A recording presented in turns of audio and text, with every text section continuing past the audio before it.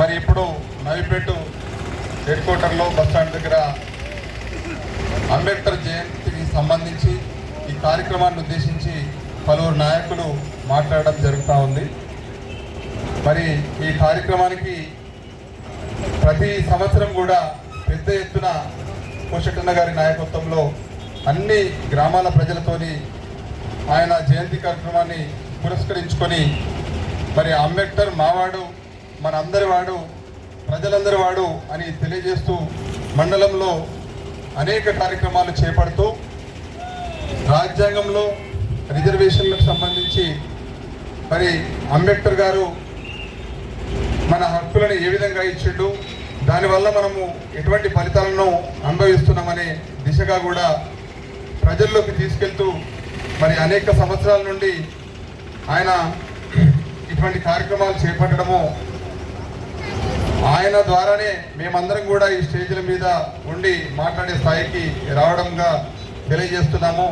ఈ సభాముఖంగా ఈ సభలో ఉన్న పెద్దలందరి తరఫు నుంచి మా తరఫు నుంచి కూడా మరి పోషకన్న గారికి ప్రత్యేకంగా ధన్యవాదాలు తెలియజేస్తూ మరి సభ ఇటువంటి కార్యక్రమాలు కూడా రాబోయే కాలంలో ఇంకా చాలా కార్యక్రమాలు చేయాలని చెప్పేసి మరి అన్నకు మంచి నాయకుడి లక్ష్యాలు ఉన్నాయి కాబట్టి ప్రజలకు దగ్గరగా ఉండి సేవ చేసుకునే భాగ్యాన్ని కూడా రాబోయే కాలంలో ఆయనకు అందేలాగా మేమందరం కష్టపడతామని చెప్పేసి అన్నకు హామీ ఇస్తూ మరి ఈ ప్రోగ్రాం గురించి 2 మాటలు చెప్తా ఉన్నాం.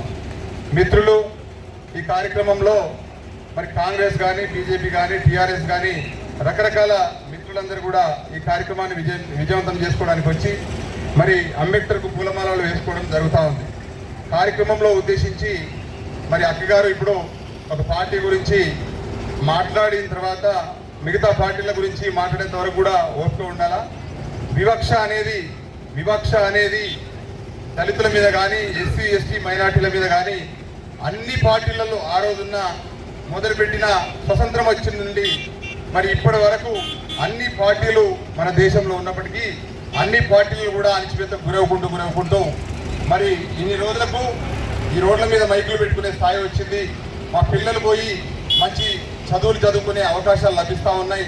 ప్రభుత్వాలలో మా నాయకులు, మా ఎమ్మెల్యేలు, మా ఎంపీలు మరి మా కోసం మాట్లాడే అవకాశం రాజ్యాంగాన్ని మాకు ఆ రోజు అంబేద్కర్ కాబట్టి మా నాయకుల్ని గెలిపించుకుని 100%లో ఒక 10 మంది నాయకుల్ని మమ్మల్ని ఎమ్మెల్యేలను ఎంపీలను తయారు చేసుకొని ఇవాళ అక్కడికి పంపించినట్లయితే పార్లమెంట్లో కానీ అసెంబ్లీలో కానీ మా బాధల గురించి, మా కష్టాల గురించి, మా చదువుల గురించి మరి ఆ 10% మంది మా గురించి మాట్లాడడం జరుగుతుంది. దాంట్లో 1% కూడా మరి అమలవుకుంటూ ఈరోజు ఈ స్థాయిలో ఉండడం జరిగింది. రాబోయే రోజుల్లో కూడా రాజ్యాంగాన్ని పలసన చేసే విషయము, రాజ్యాంగాన్ని రద్దు చేద్దామని చెప్పేసి, రాజ్యాంగంలో మార్పులు కావాలని చెప్పేసి అన్ని పార్టీల నాయకులు కూడా మరి మాట్లాడుకుంటూ వస్తూ ఉన్నారు.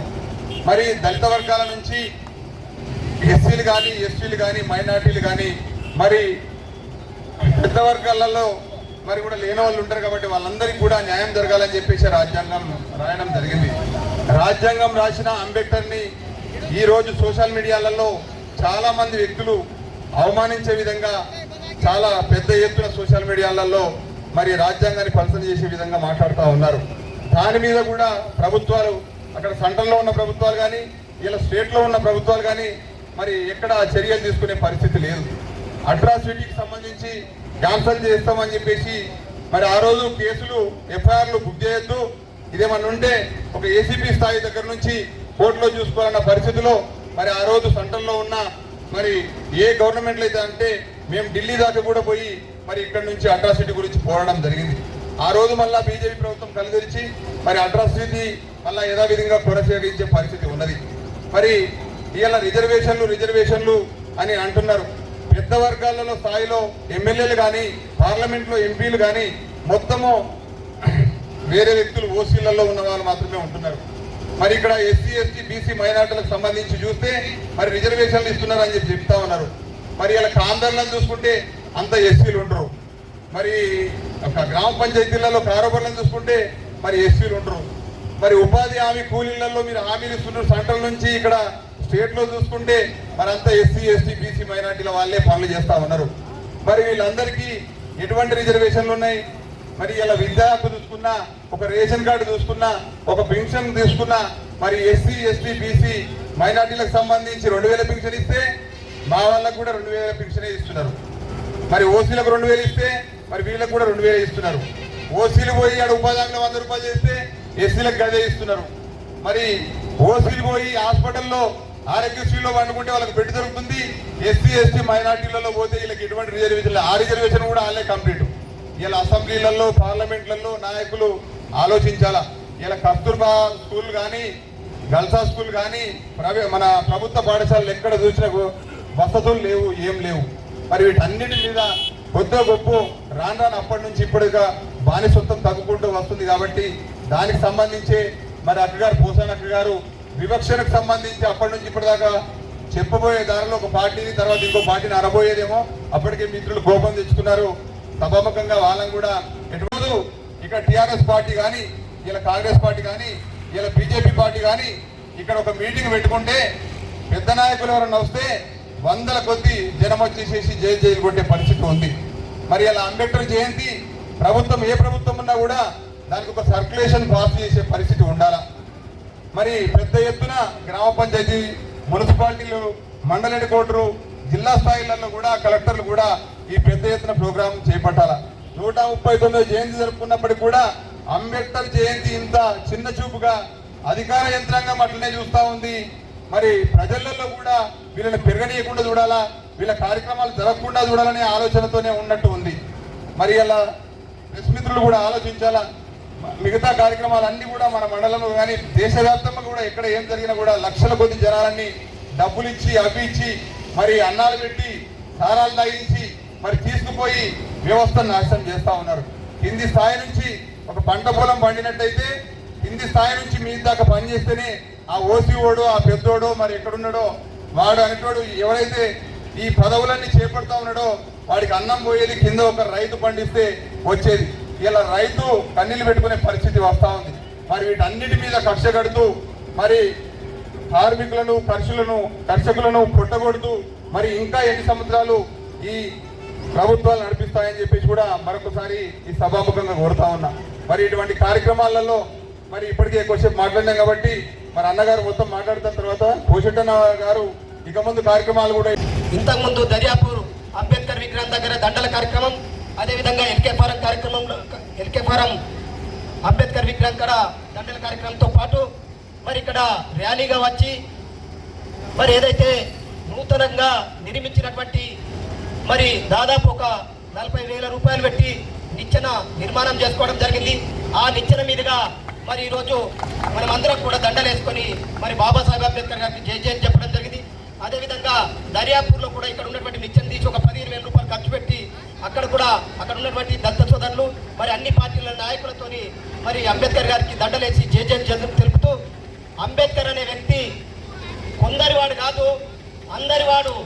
ఎందుకు అంటే భారతదేశానికి స్వతంత్రం వచ్చి 75 సంవత్సరాలు అవుతుంది.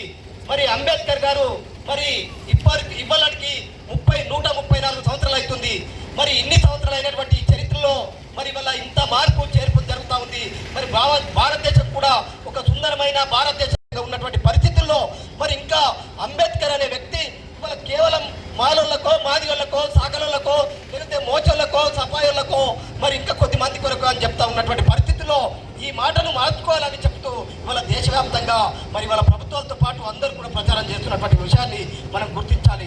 ముఖ్యంగా ఇవాళ ఏదైతే బాబాసాహెబ్ అంబేద్కర్ గారు తను వచ్చినటువంటి జీవితం, తనకున్నటువంటి నేపథ్యం, గుమన ఇట్లా అందరి వాడు కాబట్టి ఇవాళ చదువుతో పాటు మరి అదేవిధంగా పోరాడు, మరి అదేవిధంగా సమీకరించు, మరి అదేవిధంగా ఆయన చేసినటువంటి మార్గాన్ని నిర్దేశించాలని చెప్పినటువంటి మార్గాన్ని ఇవాళ పాటించాల్సినటువంటి అవసరం ఉంది. ఎందుకంటే ఇప్పటిదాకా మన అన్నగారు చెప్పారు ఇవాళ కొందరి కోసం మరి ఇక ఈ రాజ్యాంగాన్ని ఇంకా పంచన చేయడానికి కొరకు ఇన్ని సంవత్సరాలైనా కొన్ని పార్టీలు ప్రయత్నిస్తూ ఉన్నాయి. వాస్తవానికి ఇవాళ దళిత సంఘాలు కానీ, ప్రజా సంఘాలు కానీ, ఎస్సీ ఎస్టీ బీసీ సంఘాలు కానీ ఈ దేశంలో ఉన్నటువంటి ఏ రాజకీయ పార్టీ ఇన్ని సంవత్సరాలుగా మరి మార్పు చేర్పులు చేస్తా అంటే మరి వాళ్ళు అడ్డుకుంటే గొంతెత్తి ప్రశ్నిస్తేనే వాళ్ళ రాజ్యాంగాన్ని కాపాడడం జరుగుతుంది. లేకపోతే వాళ్ళ కొద్ది మందికి కూడా దాన్ని మసిపూసి మాయకాయ చేసి రాజ్యాంగాన్ని రూపుమాపు చేసే పరిస్థితి చర్చలు కూడా జరుగుతున్నటువంటి పరిస్థితి. అందుకే ఈ వ్యవస్థలో అట్లాంటి జరగదు. బాబాసాహెబ్ అంబేద్కర్ ఇవాళ ఈ రాజ్యాంగం ఇచ్చిన తర్వాతనే ప్రపంచంలో ఆయన్ని ప్రపంచ మేధావి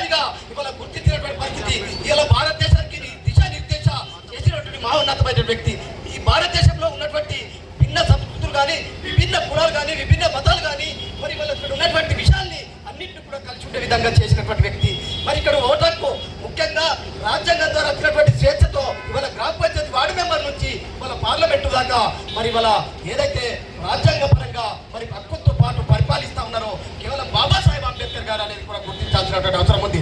ఇవాళ కొద్దిమంది తప్పున్నటువంటి వాళ్ళు ఇవాళ మేం గొప్ప అని చెప్పుకుంటున్న పరిస్థితిలో ఈ రాజ్యాంగమే లేకపోతే, ఈ బాబాసాహెబ్ అంబేద్కర్ గారు లేకపోతే ఇవాళ ఏ మూలన పడి ఏ కనబడకుండా పోతుంటున్నామో అనేది కూడా మనం ఆలోచించాల్సినటువంటి అవసరం ఉంది. కేవలం ఇది బాబాసాహెబ్ అంబేద్కర్ మరి అందరు పాడుపడాల్సినటువంటి అవసరం ఉంది. ఎందుకంటే కొద్దిమంది బాబాసాహెబ్ అంబేద్కర్ ద్వారా అన్ని రకాలుగా ఫలాలు పొంది, అన్ని రకంగా రాజ్యాంగ పరంగా హక్కులు పొంది, మరి అన్ని రకాలుగా ఇవాళ ఉద్యోగాలు కావచ్చు, ఉపాధి కావచ్చు, అన్ని రకాలుగా పొందినటువంటి వాళ్ళే ఇవాళ చాటుకొకటి ముంగడొకటి మాట్లాడినటువంటి పరిస్థితుల్లో ఇంకా కొన్ని దగ్గరలో ఇంకా తారతమ్యాలు జరుగుతూ ఉన్నాయి. అందుకే ఈ తారతమ్యాలకు కారణం ఏంటంటే ఆనాడు ముందు చూపుతోనే బాబాసాహెబ్ అంబేద్కర్ గారు మరి SC/ST చట్టాన్ని తీసుకురావడం జరిగింది. దానికి కూడా తూట్లు పడిచి ఇవాళ దాన్ని మార్పులు చేర్పులు చేసి ఒక ఆఫీసర్ స్థాయి నుంచి కింది దాకా తీసుకొచ్చి మరి ఇవాళ కొద్దిమంది కావాలని కూడా ఇవాళ చట్టాన్ని మార్పులు చేస్తూ ఉన్నారు. ఆ చట్టం అనేది కేవలం మనం ప్రశ్నించడం కూడా కాదు, ఆ చట్టం అనేది కేవలం దాన్ని పట్టుకొని ముఖ్య చట్టాలని ఉపయోగించుకోవడం కాదు. మాకు ఎక్కడైతే అన్యాయాలు జరుగుతాయో, SC/ST బీసీలకు ఎక్కడైతే అన్యాయాలు జరుగుతాయో, పేద వర్గాలకు ఎక్కడ అన్యాయం జరుగుతుందో ఆ చట్టాన్ని ఖచ్చితంగా ఉపయోగించాలనేది ఆ రాజ్యాంగంలో ఉన్నటువంటి హక్కు. కానీ కొద్దిమంది కేవలం వీళ్ళు దాని కొరకు పనిచేస్తారనేది వాళ్ళ ప్రచారం చేస్తా ఉన్నారు. ఇట్లాంటి ప్రచారాలు చేసే వాళ్ళ అంబేద్కర్ ప్రోగ్రాంలకు కానీ, అంబేద్కర్ సంబంధించిన జయంతులకు కానీ, లేకపోతే ఏదైనా SC/ST బీసీ సంఘాలకు సంబంధించినటువంటి కార్యక్రమాల్లో పాల్గొంటే దానికి పాల్గొనకుండా వాళ్ళ తప్పుడు ప్రచారం చేసి వాళ్ళ అందరికీ కూడా దూరం చేసే పరిస్థితి జరుగుతూ ఉంది. అందుకే మేము ఒకటి చెప్తా ఉన్నాం, ఇలా భారతదేశానికి స్వతంత్రం వచ్చినటువంటి పరిస్థితిలో మనం జెండా ఎదుర్కొని ఉంటున్నాం. మరి ఇప్పటికైనా స్వేచ్ఛగా బాబాసాహెబ్ అంబేద్కర్ వాళ్ళ అందరి వాడు కాబట్టి మనం అందరం కూడా హక్కుల్ని పొందుతున్నాం కాబట్టి మనం అందరం కూడా స్వేచ్ఛ సమానత్వం కోసం వాళ్ళ కాలనే వేసుకొని ఉండాల్సినటువంటి అవసరం ఉంది. అందుకే మిత్రులారా, వాళ్ళ ఐక్యతతో పాటు మనం అన్ని వర్గాలకు కూడా కలుపుకపోయి బాబాసాహెబ్ అంబేద్కర్ ఆశయాన్ని మనం ముందుకు తీసుకుపోవాల్సినటువంటి అవసరం ఉందని ఈ సందర్భాన్ని తెలియజేస్తూ, ముఖ్యంగా మనకున్నటువంటి పిల్లలకు, మన పక్కపడి ఉన్నటువంటి పిల్లలకు ముఖ్యంగా బాబాసాహెబ్ అంబేద్కర్ చెప్పినటువంటి విషయాన్ని మనం గమనించాల్సినటువంటి అవసరం ఉంది. బోధించు, సమీకరించు, పోరాడనే నినాదాన్ని ముందుకు తీసుకుపోవాల్సిన అవసరం ఉంది. వ్యక్తులుగా, శక్తులుగా మనకున్నటువంటి ఊర్లో ఒక్కలో ఇద్దరికో అరే బాబు ఇలా బాబాసాహెబ్ అంబేద్కర్ ద్వారా ఒక హాస్టల్ వచ్చింది, బాబాసాహెబ్ అంబేద్కర్ ద్వారా స్కూల్లో వచ్చింది, బాబాసాహెబ్ అంబేద్కర్ ద్వారా ఒక కాలేజ్ వచ్చింది, బాబాసాహెబ్ అంబేద్కర్ గారి ద్వారా ఒక చట్టం వచ్చింది. ఇవన్నీ ఉపయోగించుకోవాలంటే కేవలం చదివే అనేది కూడా మనం చెప్పాల్సినటువంటి అవసరం ఉంది. అందుకే చదువు కొరకు హాస్టల్ ఉన్నాయి, స్కూల్ ఉన్నాయి, ప్రభుత్వానికి మనకు ఇచ్చినటువంటి ఏదైతే కడుతున్నటువంటి పన్నుల నుంచి మనకి ఇచ్చినటువంటి హక్కులు ఉపయోగించుకోవాలని చెప్పాల్సినటువంటి బాధ్యత అందరిపైన ఉందని ఈ సందర్భం తెలియజేస్తూ, మరి ప్రభుత్వాలు కల్పిస్తున్నటువంటి దాంట్లో కూడా వాళ్ళ తారతమ్యాలు లేకుండా అన్ని విషయాల్లో కూడా రిజర్వేషన్ల విషయంతో పాటు మరి వాళ్ళ అన్ని విషయాల్లో కూడా ప్రభుత్వాలు అందరికీ కూడా సమాఖ్యలు కూడా చేయాల్సినటువంటి బాధ్యత ఉంది. ఇంకా వివక్ష చెప్పినట్టు ఎక్కడైతే జరుగుతూ ఉందో అక్కడ చట్టాన్ని కఠినంగా చేయాల్సినటువంటి అవసరం ఉంది. ముఖ్యంగా బాబాసాహెబ్ అంబేద్కర్ వాళ్ళ అనేక గ్రామాలలో జెండాలు కానీ మరి విగ్రహాలు పెట్టుకున్నటువంటి పరిస్థితుల్లో ఆయా గ్రామ పంచాయతీల్లో ఇవాళ ప్రభుత్వమే చేయాల్సినటువంటి బాధ్యత. కానీ ప్రభుత్వాలు విస్మరిస్తూ ఉన్నాయి. అనేక రకాలుగా ఇవాళ ఖర్చులు పెడుతున్నటువంటి ప్రభుత్వం ఇవాళ అంబేద్కర్ జయంతులు, వర్ధంతులు జరపడంలో ఇంకా నిర్లక్ష్యం చేస్తూ ఉన్నాయి. అందుకే ఇవాళ కొద్దిమంది చందాలు చేసుకోవడమో, కొద్దిమంది ఆర్థికంగా ఉన్నటువంటి వాళ్ళు చేయడమో ఇట్లాంటి పరిస్థితి వస్తుంది. అందుకే అట్లాంటిది రాకుండా ఇవాళ ప్రభుత్వాలే మరి అంబేద్కర్ జయంతులు, వర్ధంతులు చేసి అన్ని వర్గాల ప్రజల్ని ఏదైతే వాళ్ళ ప్రభుత్వ కార్యక్రమాలు చేస్తుందో దీన్ని కూడా అదే రకంగా చేయాల్సినటువంటి బాధ్యత ఈ ప్రభుత్వానికి ఉందని తెలియజేస్తూ, మరి